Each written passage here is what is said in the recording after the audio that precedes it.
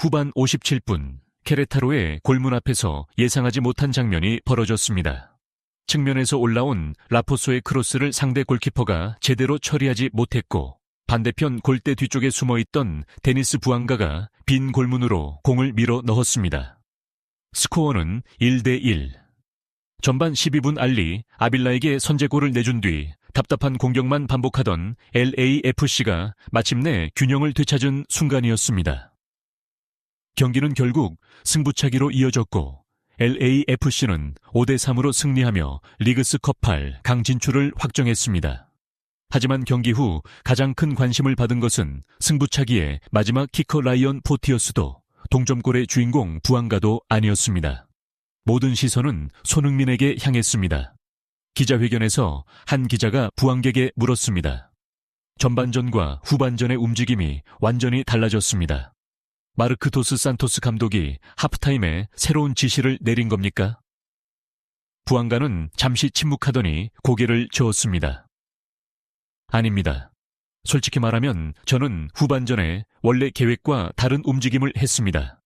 감독의 전술판이 아니라 손흥민의 조언을 따랐습니다.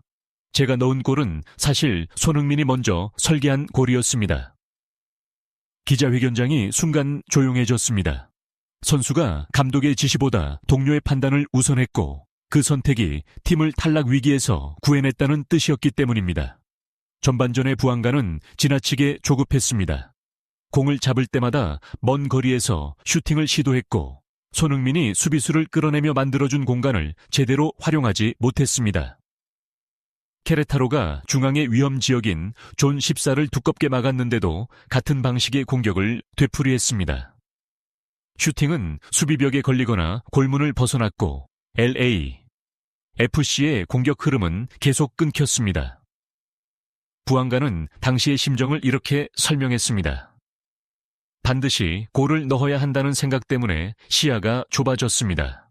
손흥민이 좋은 패스를 줘도 다음 장면을 보지 못했습니다. 공이 오면 무조건 슈팅부터 했습니다. 그 모습을 지켜본 손흥민은 하프타임 직전 상대 수비에 결정적인 약점을 발견했습니다. 케레타로의 중앙 수비수들은 손흥민이 내려올 때마다 그를 따라 움직였고 골키퍼는 측면 크로스에 낙하 지점을 판단할 때 계속 불안한 모습을 보였습니다.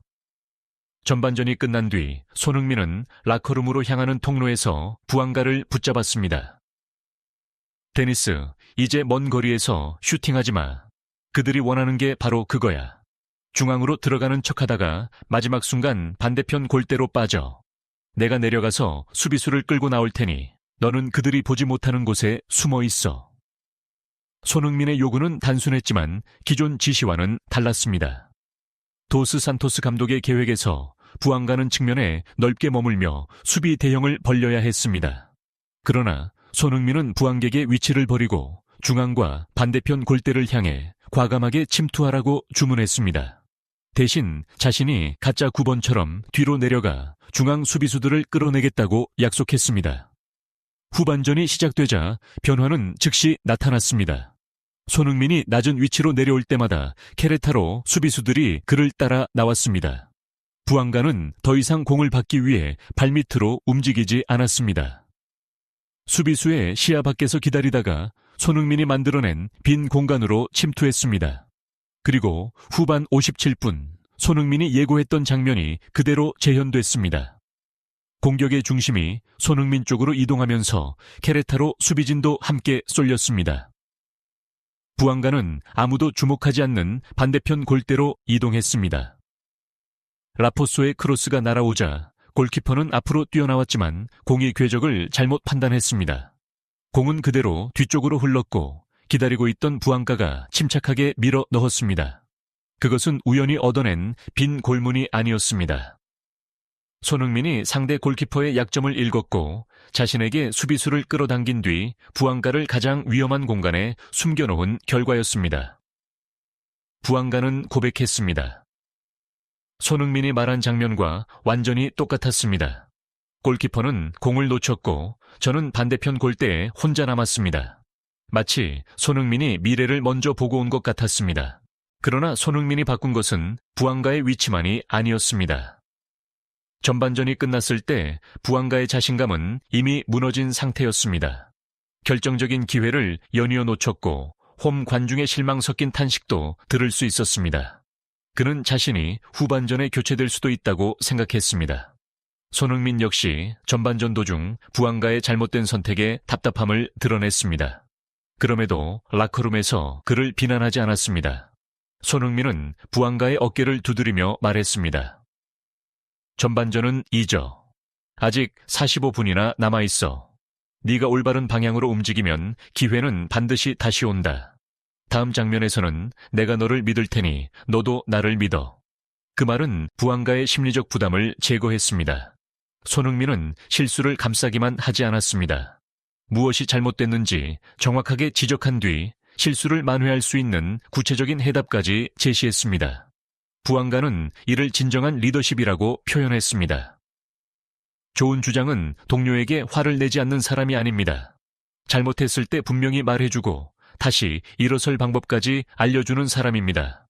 손흥민은 제 자신감을 살린 뒤 골을 넣을 위치까지 만들어주었습니다. 이날 손흥민의 영향력은 일반적인 주장 역할을 넘어섰습니다. 그는 상대 수비의 반응을 읽었고 경기 중 직접 전술을 수정했습니다. 동료의 움직임을 지시했으며 심리적으로 무너진 공격수를 다시 깨웠습니다. 말 그대로 그라운드 위의 감독이었습니다. 부안가의 고백은 도스 산토스 감독에게도 불편한 질문을 남겼습니다. 선수가 기존 계획을 벗어나 동료의 지시를 따랐고 그 선택이 결정적인 동점골로 연결됐다면 LAFC의 전술을 실제로 움직인 사람은 누구였을까요? 부안가는 자신의 행동이 무질서한 반항은 아니었다고 설명했습니다. 감독의 권위를 무시하려던 것이 아닙니다. 하지만 경기장 안에서는 몇 초 안에 판단해야 합니다. 기존 방식이 통하지 않았고 손흥민은 상대의 약점을 정확하게 발견했습니다. 그 순간에는 그의 말을 믿는 것이 팀을 위한 최선의 선택이었습니다. 결과 앞에서 도스 산토스 감독도 이를 부정할 수 없었습니다. LAFC는 탈락 위기에서 살아났고 부안가의 동점골을 발판으로 승부차기에서 승리했습니다. 손흥민이 하프타임에 제시한 변화가 없었다면 경기의 결말도 달라졌을 가능성이 큽니다. 다만 이번 승리는 LAFC에 중요한 경고를 남겼습니다. 손흥민이 상대 전술을 분석하고 중원까지 내려와 공을 운반하며 동료의 위치와 심리까지 관리해야 한다면 팀은 지나치게 많은 책임을 한 선수에게 맡기고 있는 것입니다. 손흥민의 전술 지능이 팀을 구한 것은 분명합니다. 그러나 매 경기 그가 감독과 플레이메이커, 공격수의 역할을 동시에 수행해야 한다면 체력 부담은 결국 한계에 도달할 수밖에 없습니다. LAFC가 8강 이후에도 살아남으려면 손흥민의 현장 판단을 전술 체계 안에 포함해야 합니다. 중원은 공을 전진시키고 측면 공격수들은 손흥민이 만든 공간을 즉시 활용해야 합니다. 그리고 마지막 순간에는 손흥민이 직접 골문을 공격할 수 있어야 합니다. 부안가는 경기 후 자신의 득점을 손흥민에게 돌렸습니다. 기록에는 제 골로 남겠지만 그 장면의 진짜 설계자는 손흥민입니다. 저는 그가 알려준 장소로 달려가 마지막 터치만 했을 뿐입니다. 하나의 조언이 부안가의 움직임을 바꿨습니다. 하나의 움직임이 케레타로 수비를 무너뜨렸고 하나의 골이 LAFC를 탈락 위기에서 8강으로 끌어올렸습니다. 손흥민은 이날 직접 골을 넣지 않았습니다.